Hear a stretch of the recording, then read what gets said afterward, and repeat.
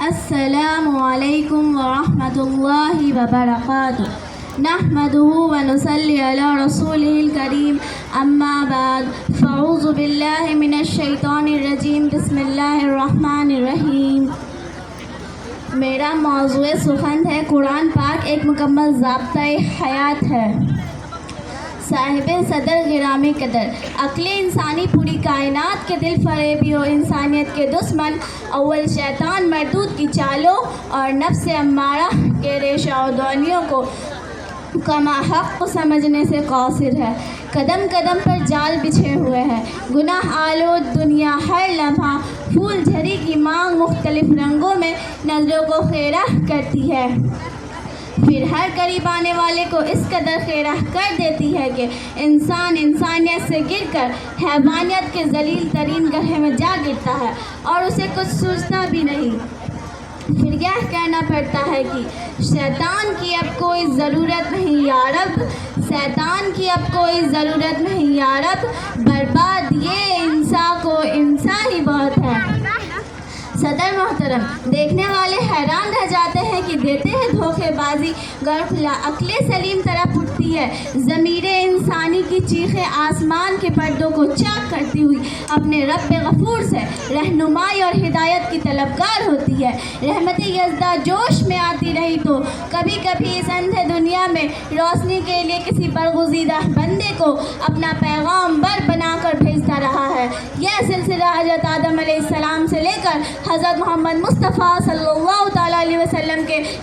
ذات ستودہ صفات تک جاری رہا۔ جب دنیا میں ظلم و جور، کفر و شرک کی تاریخیاں اس قدر پھیل گئی کہ لاکھوں کروڑوں انسان دلدل میں اس طرح گر گئے کہ وہ اپنے ہاتھوں کی تراشے ہوئے معبودوں کے آگے جھکائے سر کو اٹھانے کا سوچ بھی نہیں سکتے تھے۔ اخلاقی قدریں مکمل طور پر تباہ ہو چکی تھی تو اس نے پوری انسانیت کے لیے تا قیام قیامت مکمل ضابطۂ حیات، ایک نور مبین، ایک کتاب مقدس حضرت محمد مصطفیٰ صلی اللہ تعالیٰ علیہ وسلم کے ذریعہ عطا فرمائی، جس نے زندگی کی تمام شعبہ عبادت، ریاضت، شجاعت، عدالت، امانت، سخاوت، سعادت، تہذیب و تمدن، بود و باش، خورد و نوش، عقل و شرب، قیام و طعام، لین دین، پیار و محبت، غرض ہر پہلو پر ایک مکمل ضابطۂ حیات دے کر بھیجا، کوئی پہلو تشنا نہ چھوڑا۔ حضرات، میں آپ کو اس وقت دعوت فکر دیتی ہوں کہ کوئی ایسا شعبہ دکھا دو جس شعبے سے متعلق معلومات کے لیے ہدایت اللہ تعالیٰ کے مقدس کتاب قرآن پاک میں موجود نہ ہو، اور اگر آپ کو تسلیم ہے تو میں اپنے دعوے کے حق میں یہ بات ڈنکے کی چوٹ پہ کہتی ہوں کہ قرآن پاک ہی ایک مکمل ضابطۂ حیات ہے۔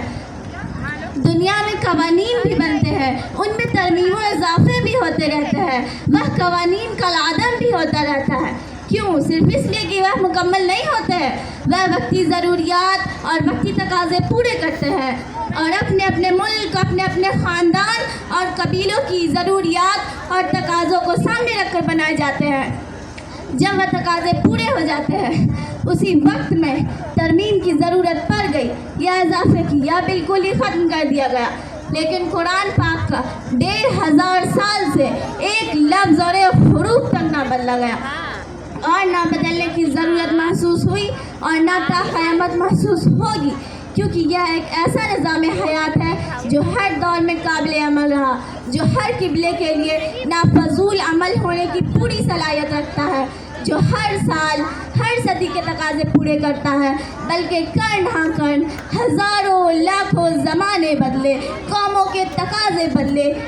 خیرات بدلی، ضرورتیں بدلی، لیکن اس کا ایک قانون بھی بدلنے کی ضرورت نہیں۔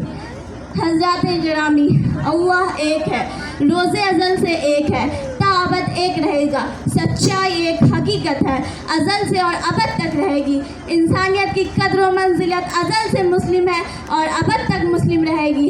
اور اسی طرح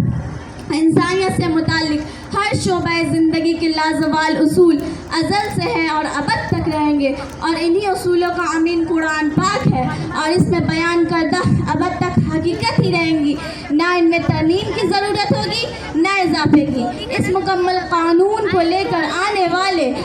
حامل وحی الہی محبت انوار خدا بندی حضرت محمد مصطفیٰ صلی اللہ تعالیٰ علیہ وسلم کی ذات گرامی بھی اسی طرح تا ابد ایک ہی رہے گی۔ اس کو سمجھنے، اس کو پرکھنے، اس کو حرز جاں بنانے کا جو انداز آپ نے سکھا دیا ابد تک وہی رہے گا،